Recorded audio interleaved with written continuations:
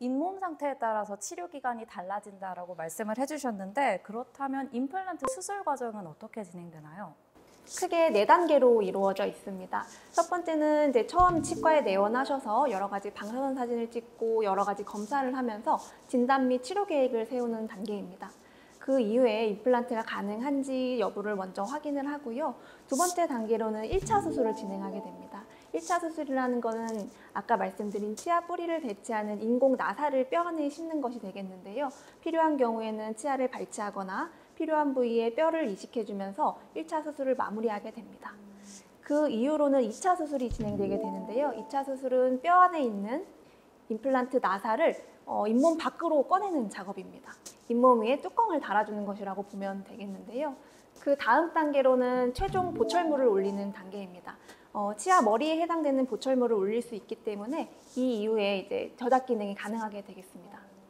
구강 상태에 따라서 1차 수술 때 뼈 이식 과정이 진행될 수도 있다고 말씀을 해주셨는데 어떤 상태일 때 뼈 이식을 좀 해야 하나요? 네, 모든 환자에게서 뼈 이식을 진행하는 것은 아닌데요. 크게 3가지로 나누어서 생각해 볼 수 있습니다. 첫 번째는 발치와 동시에 임플란트를 식립하는 경우인데요. 발치한 치아의 사이즈보다 우리가 식립하는 임플란트의 크기가 작기 때문에 그 옆에 빈 공간들을 뼈 이식제로 메꿔주게 됩니다. 그리고 두 번째로는 환자가 가진 치주 질환이 아주 심해서 남아있는 뼈가 얼마 없고 녹은 뼈의 양이 많을 때 그것을 대체해주기 위해서 뼈 이식을 진행하게 됩니다.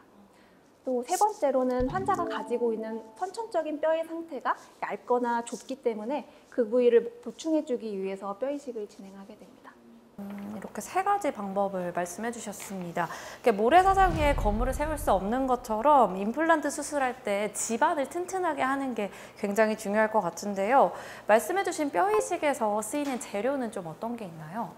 네, 뼈 이식제는 또 마찬가지로 크게 4가지로 나누어서 생각할 수 있는데요. 내 뼈를 채취한 자가골, 두 번째는 같은 종인 사람의 뼈를 인공적으로 가공한 동종골이 있고요. 세 번째로는 소나 돼지를 이용한 이종골이 있습니다. 네 번째로는 합성해서 만든 합성골이 있게 됩니다. 그래서 이 뼈 이식제는 이제 식립하는 위치나 상태에 따라서 이제 여러 가지 종류를 사용할 수 있는데요. 어금니 같이 하중을 많이 받는 부위에는 내 뼈랑 잘 결합할 수 있는 자가골이나 동종골을 많이 사용하게 되고요. 앞니 같이 심미성이 중요한 부위, 부피가 유지될 수 있는 부위는 이종골이나 합성골을 이용해서 부피를 유지하는 데 도움을 주고 있습니다.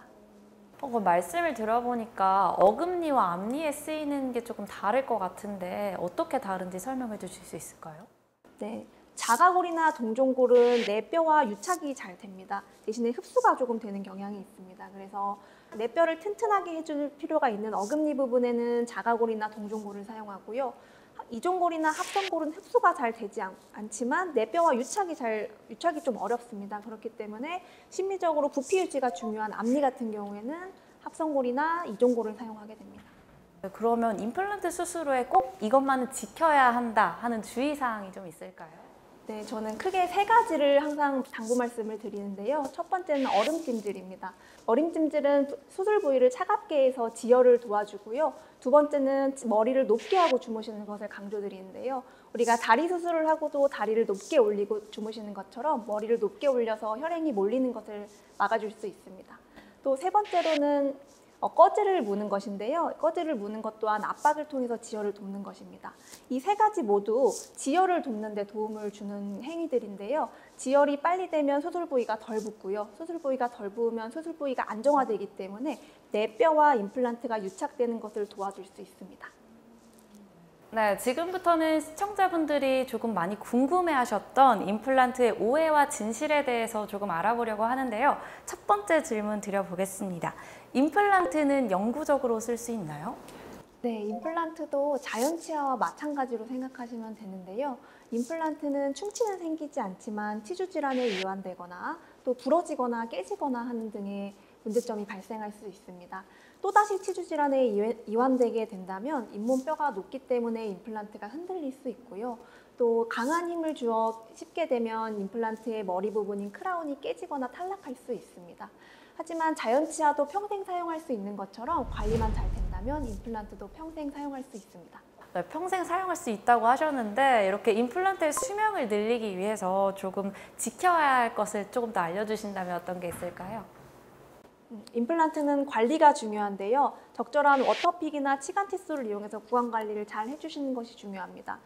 이런 관리가 덜하게 되면 치주 질환에 다시 이완될 수 있고, 치주 질환에 이완되게 되면 뼈가 다시 녹기 때문에 뼈 안에 들어있는 임플란트가 흔들리거나 빠질 수 있게 됩니다.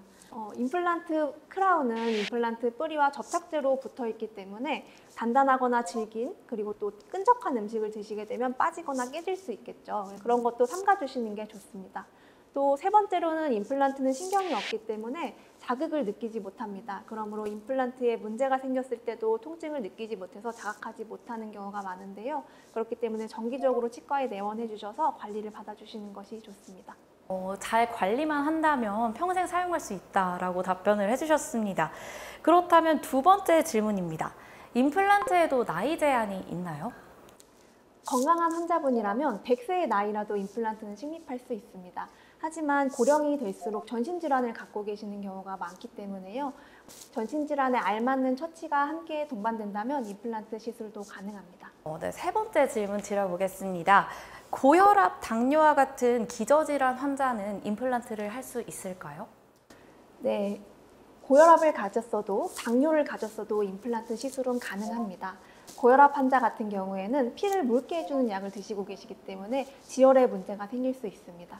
그러므로 약을 주시는 내과 의사 선생님과의 충분한 상의를 통해서 수술을 진행할 수 있고요.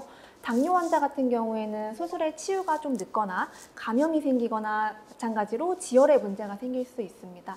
특히 당뇨가 심한 환자, 조절되지 않는 환자의 경우라던가 급성 당뇨병을 갖고 있는 환자분 같은 경우에는 마찬가지로 내과 의사 선생님과 상의하여 수술을 진행하면 되겠습니다.